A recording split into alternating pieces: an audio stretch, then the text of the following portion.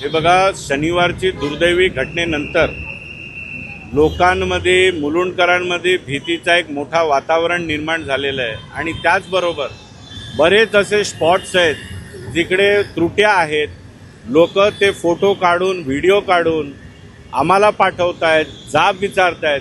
त्याचबरोबर या परिसरात राहणारे जे घरं आहेत ते स्वतःच्या घराच्या बाल्कनीमधनं वरचे दृश्याचे फोटो काढून कशा प्रकारे त्रुट्या आहे, अलाइनमेंट चुकतोय, हे सर्व आम्हाला निदर्शनं आणून देत आहेत.